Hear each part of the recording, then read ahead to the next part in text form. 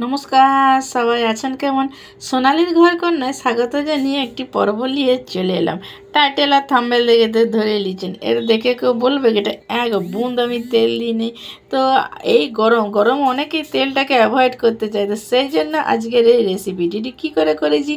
আলু পোস্ত সবাই জানে, কিন্তু কী করে তেল ছাড়া পোস্ত মানে গেড়গেড়া করে হয় সেই ব্যাপারটা হবে না, সেটা তোমরা দেখতে থাকো। তোমার যেমন প্রয়োজন তুমি সেরকম আন্দাজে আলু নিলে, আলুগুলি ভালো করে ধুয়ে ধাইয়ে নিলে। এবার আলুটিকে যেন ছোটো ছোটো টুকরা করে, আলু পোস্তুর আলু মোটামুটি সবাই যেন কেমন কাটতে হয়, তো সেই রকম টুকরা করে কেটে নিলে। এক্ষেত্রে বলে রাখি, আলু কিন্তু আমাদেরকে প্রেসারে সিদ্ধ করতেই হবে। যেহেতু আমি এখানে এক বুন তেল দেবো না, কোনো রকম তেল ছাড়া এই পোস্তটি রান্না হবে, সেই জন্য আর কি। তো অন্য সময় গিয়ে আলুকে আমরা কষে কাষে করি, কিন্তু এক্ষেত্রে হবে না। আন্দাজ মতো নুনটি দিবে, দিয়ে এরপর প্রেসারে তুমি 2টি সিটি মেরে দিলেই হবে। জলটাও একটু দিবে, খুব বেশি জল দিও না যেন সেটা ঘন ঘন হয়, সেই রকম আর কি ব্যাপারটি তুমি এখানে করলে। এবার কুকারে বসিয়ে দিয়ে তুমি মোটামুটি 2টা সিটি দিলে আশা করি হয়ে যাবে। এরপর তুমি যে আন্দাজে আলু নিয়েছো সেই আন্দাজে তুমি পোস্তুরি নেবে। পোস্তুরির মাপ যাও এখানে আমি বলছি না, তোমার যেমন প্রয়োজন হবে তুমি যা পোস্তুর দাম গো, হ্যাঁ। তো এবারে গরমে একটু পোস্তুটা খেতে ভালো লাগে আর কি। এরপরে আমি এখানে 2টি লাল কাঁচা পাকা লঙ্কা 4টি দিলাম আর কি। তুমি যেরকম ঝাল তোমার ঘরের প্রয়োজন তুমি সেই আন্দাজে ঝালটি দেবে। প্রথমে আমি পোস্তটাকে একদম শুকনো করে গুঁড়া করে নিলাম। এরপর প্রয়োজন মতন জল, অল্প করে জল দিয়ে ভালো করে একটি পেস্ট করে নেবে।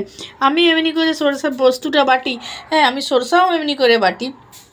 তোমরা কেমন করে বাটো আমাকে কিন্তু কমেন্ট করে জানাবে আর কি। আর তোমাদের কার কার পোস্ত খেতে ভাল লাগে, কে পোস্ত খেতে ভালোবাসে আমাকে বলবে। হ্যাঁ, এরপর আমি আলু পোস্তুরির মধ্যে একটি বড় সাইজের টমেটোকে কুচু কুচু করে কাটে নিয়েছি। খুব ছোট ছোট করে কাটবে যাতে এটা তোমাদের সুবিধা হয় আর কি। এরপর একদম শুকনো কড়ায় কিচ্ছু নেই, ভালো করে তোমাদের খুন্তি দিয়ে লড়াই চাড়াই দেখাই দিলাম। এরপর আমি এখানে দিয়ে দিলাম অল্প করে জিরাটা বেশ যখন যে চটর পটর করে ফুটবে আর কি। তেল দিলেই যে ফুটবে তা নেই, আমরা শুকনো কড়াই যখন ভাজা মশলা করার জন্য করি তখন কেমন হয় জিরাটা, ঠিক সেই রকম হবে। এরপর আমি ওখানে টমেটোটি দিয়ে দিলাম। এরপর আন্দাজ মতন অল্প করে নুন দিলাম। খেয়াল রাখতে হবে আলু পোস্তুতে কিন্তু আমরা নুন দিয়েছি আলুটা সিদ্ধের সময়, ওই জল সমেত আমরা দেবো, তাই সেই বুঝে এখানে তোমরা কিন্তু নুনটা দেবে। এবার এখানে আমি আরও 2টা এখানে কাঁচা লঙ্কা দিয়ে দিলাম।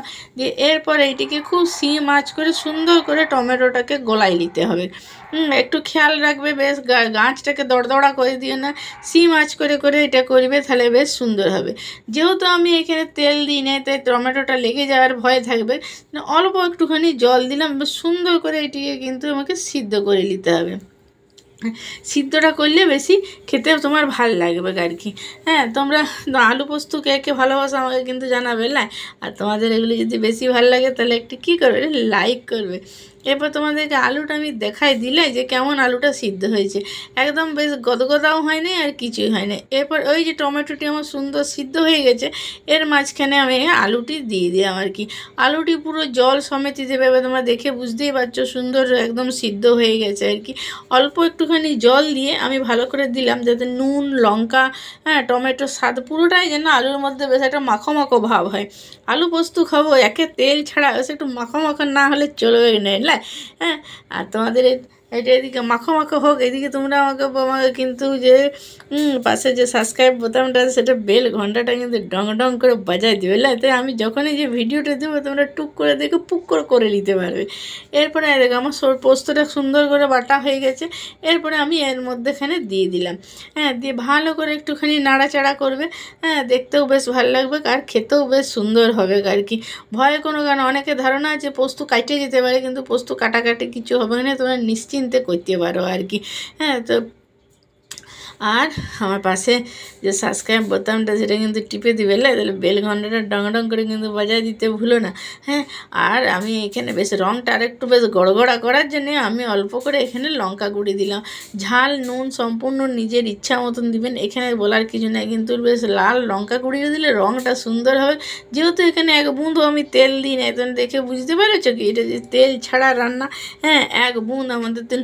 হ্যাঁ গো, আর দেশের কি অবস্থা গো, এ বাবা, কেমন চারদিকে যুদ্ধ হচ্ছে, ভেতরটা পুরো হড়হড়া হয়ে যাচ্ছে গো।